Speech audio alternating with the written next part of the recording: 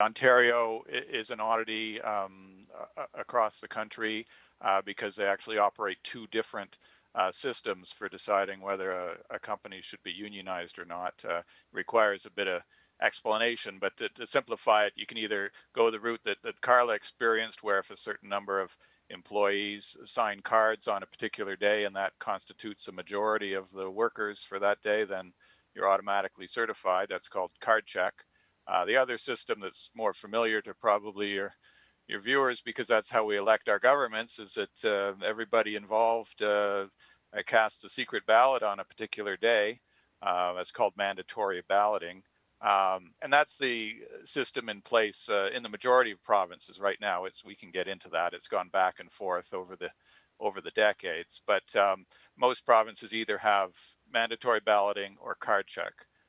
What's unusual about Ontario is that we have mandatory balloting for all sectors except the construction sector, which has card check. And some of the rules in Ontario are very peculiar, and you don't see those rules in other provinces that run card check. So there's some strange things going on in Ontario, and Carla's story, brings those to light in a particularly graphic way. So, Peter, just so I understand and so our viewers understand, in construction trades in Ontario, there's no mandatory vote. It's all done by card check, or does it depend on the Yes, circumstances? it's all done. It's all done by card check.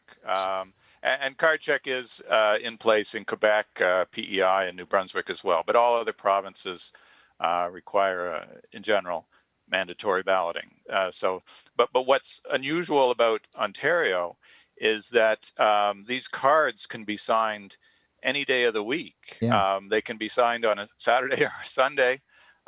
They can be signed on days in which an unusual circumstance is in play, like with Carla's example on this Friday. Most of her employees happen to be traveling.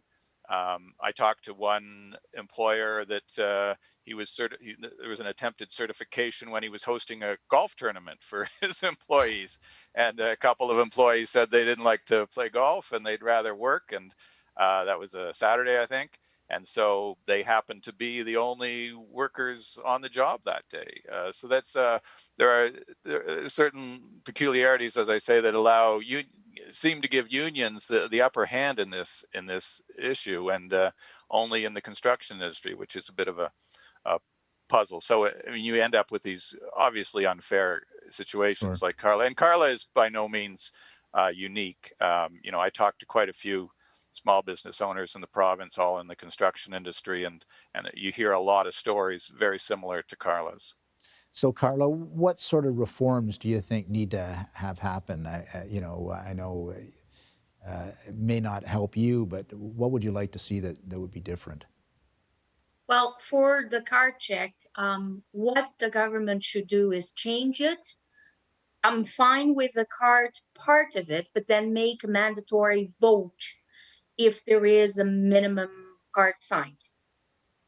And also, the employees, in my opinion, the government should change the policy to have every employee that has been with the company and make it fair, there is the regular 3-month probation that each employee has to go through to Right. become an employee of the company. Why not have that when it comes to the card check?